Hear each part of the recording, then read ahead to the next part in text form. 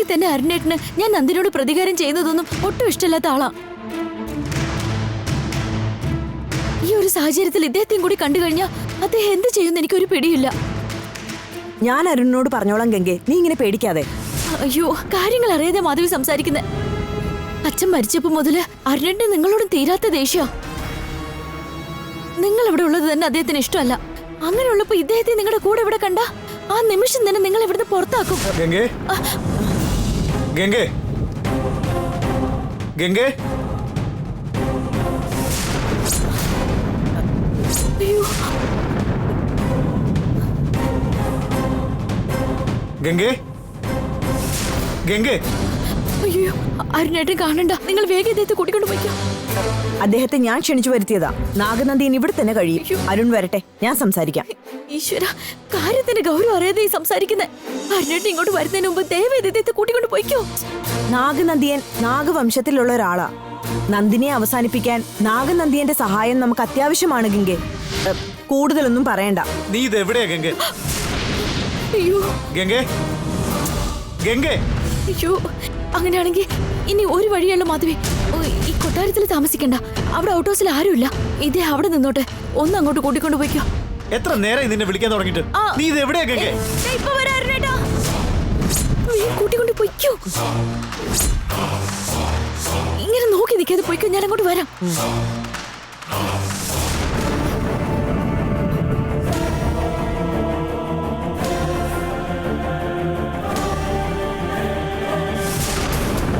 ഗംഗേ,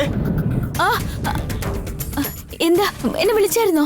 എത്ര നേരമായി ഞാൻ വിളിക്കുന്നു. നീ ഇവിടെ എന്ത് ചെയ്യായിരുന്നു? കിച്ചണിൽ എനിക്ക് കുറച്ച് ജോലി ഉണ്ടായിരുന്നു. അതൊക്കെ ലക്ഷ്മിയോട് ചെയ്യാൻ പറഞ്ഞ പോരെ. സമയം വന്ന് കിടക്കാൻ.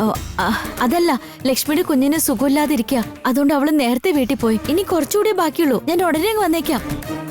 അല്ലെങ്കിലും പറഞ്ഞ കേക്കില്ലല്ലോ നീ. ശരി, വേഗം തീർത്തിട്ടോ.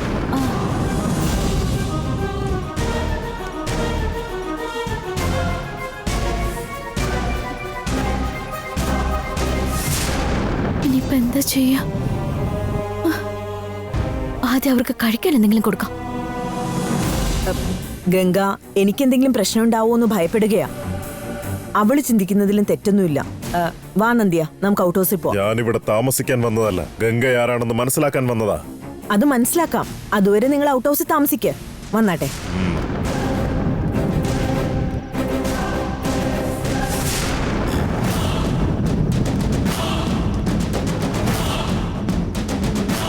ദാ ഇവിടെ.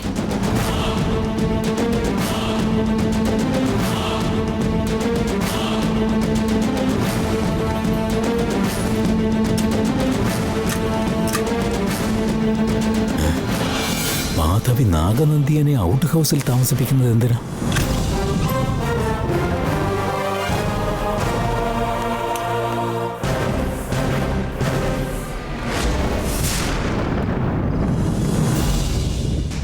ആ നാഗനന്ദിയന് ഗംഗ പാർവതിയുടെ മകളാണെന്ന് മനസ്സിലായി കഴിഞ്ഞാൽ അത് അവളുടെ ജീവന് വലിയ ആപത്താണല്ലോ. ഇത് എത്രയും പെട്ടെന്ന് പോയി നന്ദിനിയെ അറിയിക്കണം. രൂപസാദൃശ്യമുള്ളത് കൊണ്ട് മാത്രമല്ലേ ആ ഗംഗയും നന്ദിനിയും സഹോദരങ്ങളായേക്കാമെന്ന് നിങ്ങൾ ചിന്തിക്കുന്നേ? ഗംഗ ഇങ്ങോട്ട് തനിച്ചു വരട്ടെ. അവൾ നന്ദിനിയുടെ കൂടപ്പിറപ്പല്ല എന്ന കാര്യം ഞാൻ തനിക്ക് തെളിയിച്ചു തരാം. നീ തെളിയിക്കേണ്ട കാര്യമില്ല, അതെനിക്ക് തന്നെ മനസ്സിലാക്കാം. അത് നിങ്ങൾക്ക് എങ്ങനെ മനസ്സിലാക്കാൻ പറ്റുക? ഗംഗയുടെ ശരീരത്തിൽ നാഗവംശത്തിന്റെ രക്തമാണ് ഒഴുകുന്നതെങ്കിൽ ഗംഗയുടെ തലയിൽ കൈവച്ച് നാഗമന്ത്രം 3 തവണ ഉരുവിട്ടാൽ മതിയാകും. അവൾ ആരാണെന്ന് എനിക്ക് മനസ്സിലാകും.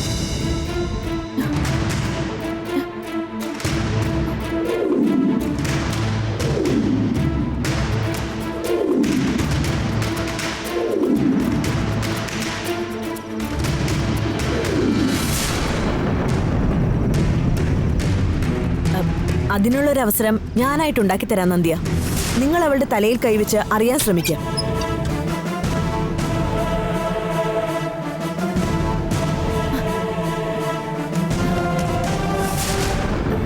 ഞാനന്ന് ആദ്യമായിട്ട് നിങ്ങളെ കാണാൻ വന്നപ്പോ നന്ദിനിയുടെ കാര്യത്തിൽ നിങ്ങൾ സമ്മതിച്ചത് ഞാൻ നിങ്ങളുടെ കാലിൽ വീണ് അപേക്ഷിച്ചതുകൊണ്ടാ. അന്ന് എനിക്ക് തന്ന വാക്കിന്റെ പുറത്താണ് നിങ്ങൾ ഇപ്പൊ ഇവിടെ വന്നിരിക്കുന്നതെന്നും എനിക്കറിയാം. പക്ഷേ സന്ധ്യയുടെ മരണം നിങ്ങൾ കാരണമായതുകൊണ്ട് എന്റെ അരുണേട്ടന് നിങ്ങളോട് നല്ല ദേഷ്യമുണ്ട്. അതുകൊണ്ടാ എനിക്ക് നിങ്ങൾ ഇപ്പൊ കൊട്ടാരത്തിലേക്ക് കൂട്ടിക്കൊണ്ടുപോകാൻ പറ്റാത്തത്? ഞാൻ അദ്ദേഹത്തോടെല്ലാം പറഞ്ഞ് മനസ്സിലാക്കട്ടെ. അതിനുശേഷം അദ്ദേഹത്തിന്റെ സമ്മതത്തോടെ ഞാൻ അങ്ങോട്ടേക്ക് കൂട്ടിക്കൊണ്ടു പോവാം. ഞാൻ കാരണം നിങ്ങൾക്ക് ഒരുപാട് ബുദ്ധിമുട്ടുണ്ടായെങ്കിൽ എന്നോട് ക്ഷമിക്കണം.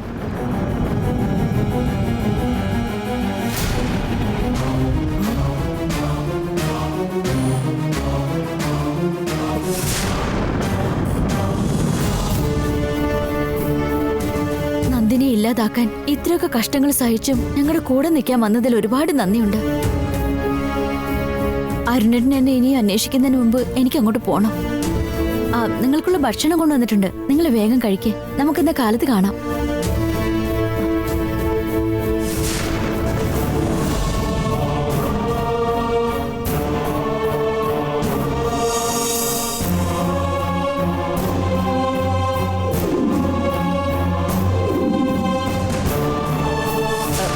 ഗംഗയുടെ തലയിൽ സ്പർശിക്കാൻ ശ്രമിച്ചില്ലേ? അവൾ ആരാണെന്ന് മനസ്സിലായോ? നാഗമന്ത്രം ചൊല്ലുന്നതിന് മുൻപ് തന്നെ അവൾ എഴുന്നേറ്റില്ലേ?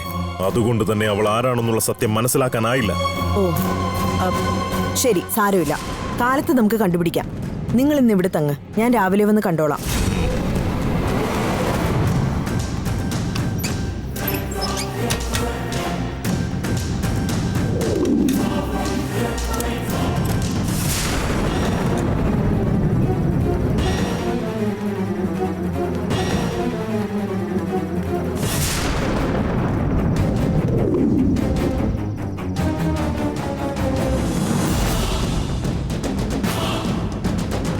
പാർവതി, ഗംഗയും നിന്റെ മകൾ തന്നെ ആയിരിക്കുമെന്നാണ് എന്റെ ഉൾമനസ് പറയുന്നത്. എന്റെ ആ ചിന്ത സത്യമാണെന്ന് തെളിഞ്ഞു കഴിഞ്ഞാൽ അടുത്ത നിമിഷം തന്നെ അവളുടെ സർവനാശമാണ്.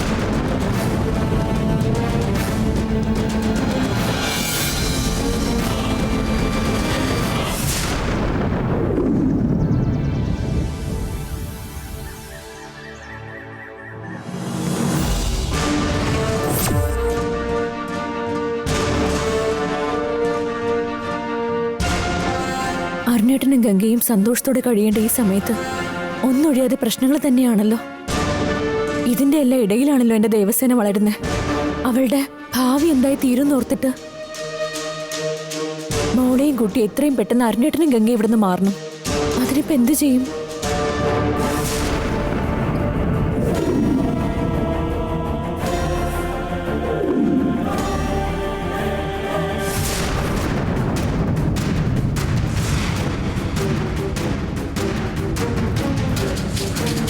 വല്യമ്പ്രാട്ടിയെ കൊണ്ട് മാത്രമേ കാര്യം സാധിച്ചെടുക്കാൻ പറ്റൂ.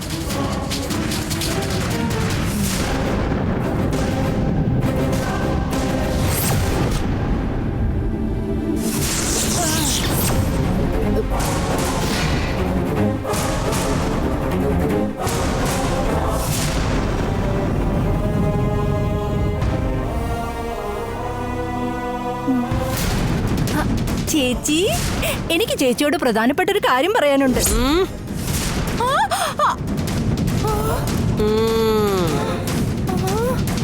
ഞാനിപ്പോ എന്ത് പറഞ്ഞിട്ട് എന്നെ ഇങ്ങനെ ബാധ കയറിയ പോലെ നോക്കുന്നു?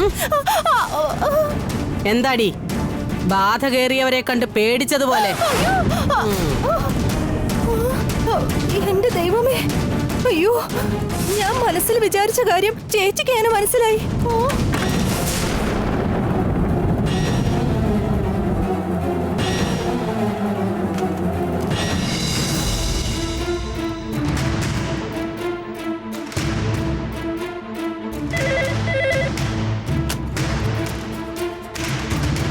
ഹലോ.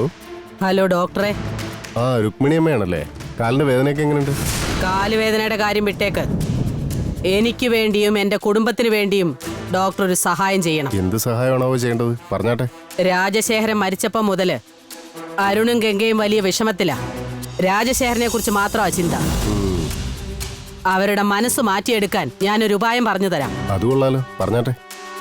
എനിക്ക് തീരെ സുഖമില്ലെന്ന് ഒരു ചെറിയ കള്ളം പറയാമോ? ആ ഒരു കാരണം പറഞ്ഞ് ഗംഗയും അരുൺമോനെയും കൂട്ടിക്കൊണ്ട് ഊട്ടിയിലോ കൊടൈക്കനാലിലോ ടൂറ് പോകും ഞാൻ. അവർ ഈ കൊട്ടാരത്തിന്റെ അന്തരീക്ഷത്തിൽ നിന്നൊന്ന് മാറി താമസിച്ചാ അവരുടെ മനസ്സിനൊരു ആശ്വാസം കിട്ടും. ഈ ഒരു സഹായം ഡോക്ടർ ചെയ്തു തരണം. അമ്മേ, ഞാൻ നിങ്ങളുടെ ഫാമിലി ഡോക്ടർ മാത്രമല്ല, ഒരു വെൽവിഷറും കൂടിയാ. അരുണും ഗംഗയും അറ്റ്മോസ്ഫിയറിൽ നിന്ന് മാറി നിൽക്കുന്നത് എന്തുകൊണ്ടും നല്ലതാ. അതിനു വേണ്ട സഹായമൊക്കെ ഞാൻ ചെയ്തോളാം. അത് ഓർത്ത് അമ്മ വേവലാതിപ്പെടണ്ട.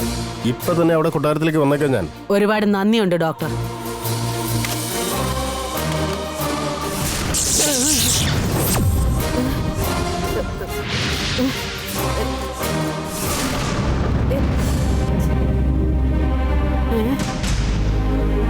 ഹോളിലല്ലേ ഞാൻ നിന്നിരുന്നേ, ഇവിടെ എങ്ങനെ എത്തിപ്പെട്ടു? ഒന്നും മനസ്സിലാവുന്നില്ലല്ലോ. ഞാൻ ഇവിടേക്ക് വരാൻ വന്നപ്പോ അങ്ങോട്ട് പോയിട്ട് പിന്നെ എങ്ങനെ അതെങ്ങനെ ശരിയാവും? ഛേ, ഒരു പിടിയും കിട്ടുന്നില്ലല്ലോ.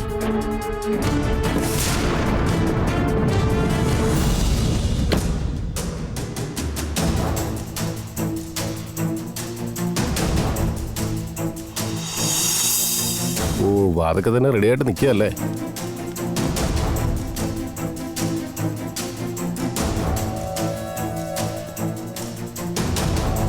വന്നാട്ടെ ഡോക്ടർ. ആരെങ്കിലും ഇപ്പൊ ഇവിടെ നിന്ന് വയ്യാന്ന് പറഞ്ഞ് ഫോൺ ചെയ്തിരുന്നോ? എന്താ ഇങ്ങോട്ട് വന്നേ? ഡോക്ടറെ, ചോദിച്ചത് കേട്ടില്ലേ? ഇപ്പൊ എന്തിനാ ഇങ്ങോട്ട് വന്നേന്ന്? അമ്മയല്ലേ എന്നോട് ഫോൺ ചെയ്ത് ഇങ്ങോട്ട് വരാൻ പറഞ്ഞത്. ഞാൻ ഫോൺ ചെയ്ത് പറഞ്ഞെന്നോ? ഇതെന്താ ഇവരൊന്നും അറിയാത്ത പോലെ സംസാരിക്കുന്നത്? ചിലപ്പോ എന്റെ മുന്നിൽ അഭിനയിക്കായിരിക്കോ? ആ വാ ഡോക്ടർ. ആ, ഇതുവഴി വെറുതെ പോയപ്പോ ജസ്റ്റ് നിങ്ങളെയൊക്കെ ഒന്ന് കണ്ടിട്ട് പോകാന്ന് കരുതി കയറിയതാ. അപ്പൊ ഈ വഴിക്ക് പോയപ്പോ കേറിയതാ ഇയാള്. പിന്നെ ഞാൻ ഫോൺ ചെയ്തെന്ന് പറഞ്ഞത് എന്തിനാ? ഡോക്ടർക്ക് എപ്പോൾ വേണമെങ്കിലും ഇങ്ങോട്ട് വരാനുള്ള സ്വാതന്ത്ര്യം ഇല്ലേ? അങ്ങോട്ട് ഇരുന്നാട്ടെ. നിങ്ങൾ രണ്ടുപേരും സംസാരിച്ചിരിക്കെ, ഞാനൊന്ന് പോയി കിടക്കട്ടെ. അയ്യോ, വല്യമ്പ്രാട്ടി പോവാണല്ലോ. ഉടനെ തന്നെ എന്തെങ്കിലും ചെയ്തില്ലെങ്കിൽ പ്രശ്നമാവും.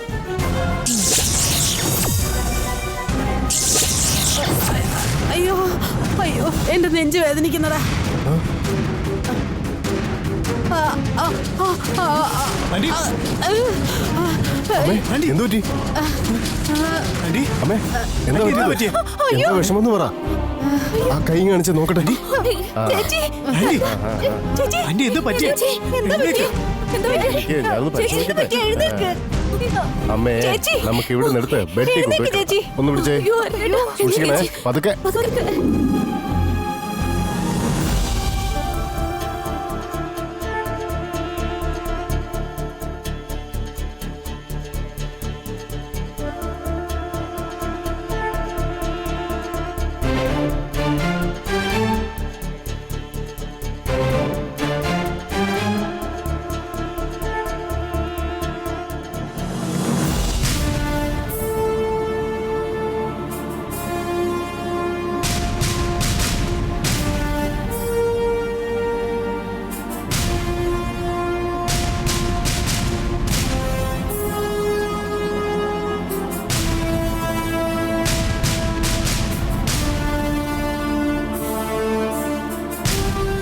അമ്മയ്ക്ക് പ്രഷർ കുറച്ച് കൂടുതലാണ്. അത് മാത്രമല്ല അരുണേ, രാജശേഖരൻ സാറിന്റെ ഡെത്ത് വല്ലാതെ ബാധിച്ചിട്ടുണ്ട്.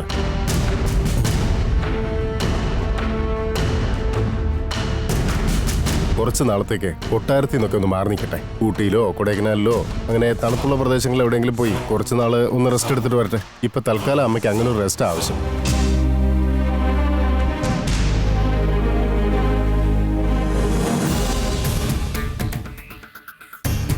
ഗംഗയെ കൊട്ടാരത്തിൽ നിന്ന് മാറ്റാൻ ഒരു വഴി തെളിഞ്ഞിരിക്കുക. ഈ ചാൻസ് ഉപയോഗിച്ചേ പറ്റൂ. എന്താടാ ഇത്ര ആലോചിക്കാൻ? ഡോക്ടർ പറഞ്ഞൊക്കെ നീ കേട്ടില്ലേ? ഗംഗയോട് റെഡിയാവാൻ പറ. കുറച്ച് നാള് കൊടൈക്കനാലിൽ ഗസ്റ്റ് ഹൗസിൽ താമസിക്കാം. ഞാനും വരേണ്ട കാര്യമുണ്ട് ആന്റി. എനിക്കിവിടെ കുറച്ച് കാര്യങ്ങൾ ചെയ്യാനുണ്ട്. ആന്റിയുടെ ഹെൽത്തിനെക്കാളും വലുതായിട്ട് നിനക്ക് എന്താ ഉള്ളത്? ഇന്ന് തന്നെ കൊടൈക്കനാലിലേക്ക് പോവാ. നീയും വരുന്നു. ഡോക്ടർ, ആന്റി ഞങ്ങൾ കുറച്ചാൾ ഇവിടുന്ന് മാറി നിൽക്കുക. അതാ നല്ലത്. എല്ലാവരും കൂടി ഉല്ലാസയാത്ര പോവാണല്ലേ? പോയിട്ട് വാ. ഈ മുരളി ആരാണെന്ന് തിരിച്ചു വരുമ്പോൾ നിങ്ങൾ അറിയും. ആദ്യം ദേവസേന ഇല്ലാതാക്കണം. എല്ലാരും കൂടെ കൊടൈക്കനാലിലേക്ക് ടൂറ് പോവല്ലേ? തിരിച്ചു വരുമ്പോഴേക്ക് കൊട്ടാരത്തിന്റെ പാതി ഞാൻ എന്റെ പേഴ്സിലാക്കും. ഇവളും തൊട്ടേ ആലോചിച്ച് കൂട്ടണേ. ഏതാണ്ടൊക്കെ കൊനിഷ്ടൊപ്പിക്കാന്ന് തോന്നണേ. എന്റെ കഞ്ഞിൽ പാറ്റിടാണ്ടിരുന്ന ഭാഗ്യം. ശരി, അമ്മ കുറച്ച് നേരം റെസ്റ്റ് എടുക്കട്ടെ. നിങ്ങൾ എല്ലാവരും ഒന്ന് പുറത്തേക്ക് നിൽക്കാം. വന്ന് റെഡിയാവും. നോക്കി നിൽക്കാതെ പോടും. ദേവിയും മുരളിയും മനസ്സിലെന്തോ ഉദ്ദേശിച്ചിട്ടുണ്ടല്ലോ. എന്താണെന്ന് എത്രയും പെട്ടെന്ന് കണ്ടുപിടിക്കണം.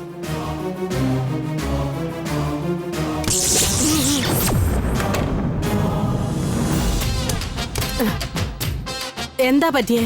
ഞാനെങ്ങനെ ഇവിടെ എത്തിയേ? അമ്മ നന്നായിട്ട് അഭിനയിച്ചു കേട്ടോ. ഈ പെർഫോമൻസ് കണ്ട് എല്ലാരും ഇത് സത്യമാണെന്ന് വിശ്വസിച്ചിരിക്കുക. അഭിനയിച്ചെന്നോ? ആ ഞാനോ? ഞാനെന്തിനാ അഭിനയിക്കണം? അമ്മയ്ക്ക് നെഞ്ചുവേദന വന്ന പോലെ ഇപ്പൊ അഭിനയിച്ചില്ലേ? നെഞ്ചുവേദനയോ? എനിക്കോ? എടാ മഹാഭാവി, താനിപ്പോ പറഞ്ഞപ്പോഴാ എനിക്ക് ശരിക്കും നെഞ്ചുവേദന തോന്നുന്നത്.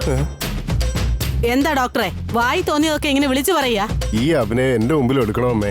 അമ്മ പറഞ്ഞ പോലെ തന്നെ എല്ലാം ഞാൻ ചെയ്തിട്ടുണ്ട്. അമ്മ നല്ല നടി തന്നെയാണെന്ന് ഞാൻ സമ്മതിച്ചു. എത്രയും പെട്ടെന്ന് കൊടൈക്കനാലിലേക്ക് പോകാനുള്ള വഴി നോക്കും. എന്നാ ഞാൻ ഇറങ്ങാം. എന്താ ഇത്? എന്താ പറ്റിയത്? എന്തൊക്കെയാണോ എന്തോ, ഒന്നും മനസ്സിലാവുന്നില്ല.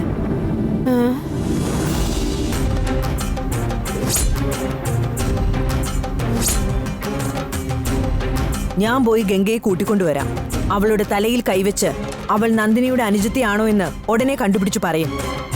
നീ കൂട്ടിക്കൊണ്ടുവാ, ഞാനതിന് ശ്രമിക്കാം.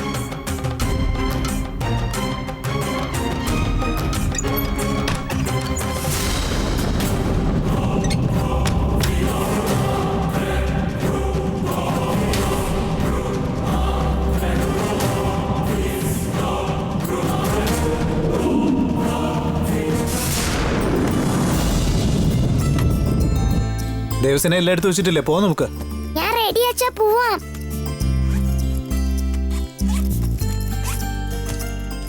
ഗംഗേ വാ, പോവാം.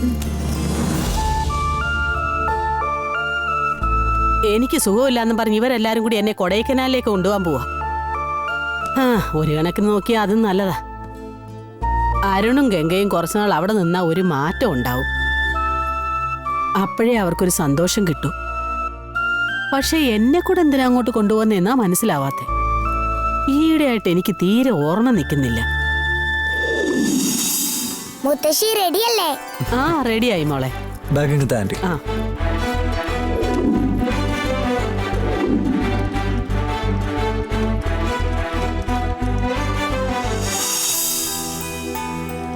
ആന്റി പോയിട്ട് വരാട്ടോ. വീടൊക്കെ ഒന്ന് ശ്രദ്ധിച്ചോണേ. ഞങ്ങൾ പോയിട്ട് വേഗം വരാം. ആ, നിങ്ങൾ പോയിട്ട് വാ. ദേവി, എന്താ ചേച്ചി? ഞങ്ങൾ വരുന്നവരെ ഈ കൊട്ടാരത്തിന്റെ ചുമതലയൊക്കെ നിനക്കാ. ശ്രദ്ധിച്ചോളൂ. എന്നാ പോട്ടെ. ഗംഗെ ശ്രദ്ധിക്കണേ. ശരി, ഒന്നിനെ പറ്റി ആലോചിച്ച് വിഷമിക്കരുത്. തിരിച്ചു വരുമ്പോൾ ഒരു സന്തോഷ വാർത്ത കൊണ്ടാണ് വരാൻ. കേട്ടോ ഗംഗെ?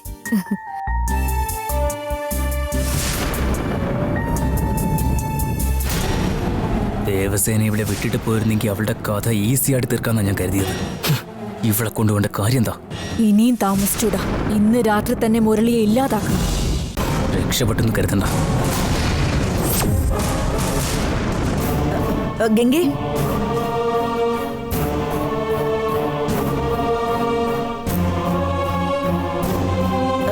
എവിടേക്കാ നീ പോകുന്നേ? രുക്മിണിയമ്മയ്ക്ക് എന്തോ തീരെ സുഖമില്ല. അതുകൊണ്ട് കുറച്ചു ദിവസം ഇവിടുന്ന് മാറി നിന്ന് ആശ്വാസമാവുന്ന ഡോക്ടർ പറഞ്ഞത്. അതുകൊണ്ട് ഇപ്പൊ പെട്ടെന്ന് ഇങ്ങനെ ഒരു ഞാനിവിടെ നിൽക്കാൻ നോക്കിയതാ. ഞാൻ എത്രയോ പറഞ്ഞു നോക്കി മാധവി, പക്ഷെ അതിന് അദ്ദേഹം ഒട്ടും സമ്മതിക്കുന്നില്ല. ഞാനും ഇപ്പൊ കൂടെ പോയിട്ട് എന്തെങ്കിലും ഒരു കാരണം പറഞ്ഞ് തിരിച്ചു വന്നേക്കാം. ശരി, പോയിട്ട് വാ. ശ്രദ്ധിക്കണേ. ശരി.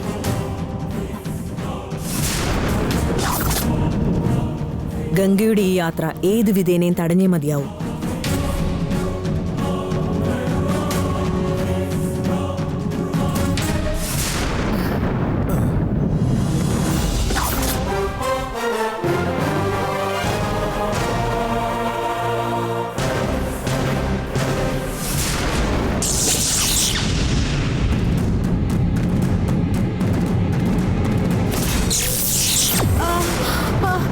അയ്യോ, നെഞ്ചു വേദനിക്കുന്നേ. എന്റെ അമ്മേ.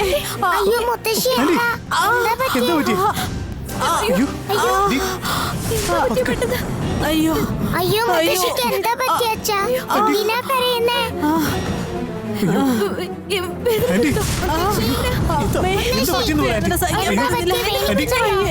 ഡോക്ടറെ ഫോൺ ചെയ്യടാ. അയ്യോ മുരളി, വേഗം ഡോക്ടറെ വിളിക്കേ. എന്റെ ചേച്ചിക്ക് എന്താ പറ്റി? എന്തെങ്കിലും കുഴഞ്ഞു വീഴുന്നേ. അയ്യോ, മുത്തശ്ശി എന്തൊന്നും പറയാത്തെ?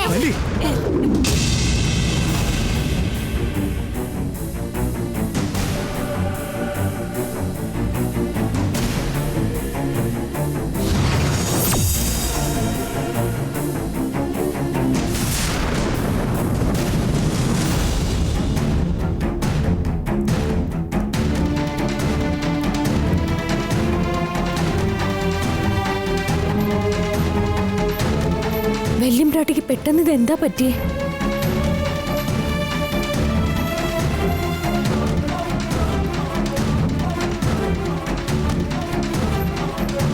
എന്താ ഡോക്ടർ, എന്താ ആന്റിക്ക്? കുഴപ്പമൊന്നുമില്ലല്ലോ? ഓ ഇതുവരെ ഗ്യാസിന്റെ ആന്നേ, പേടിക്കാൻ മാത്രം ഒന്നും ഇല്ലായിരുന്നേ. ആശ്വാസായി.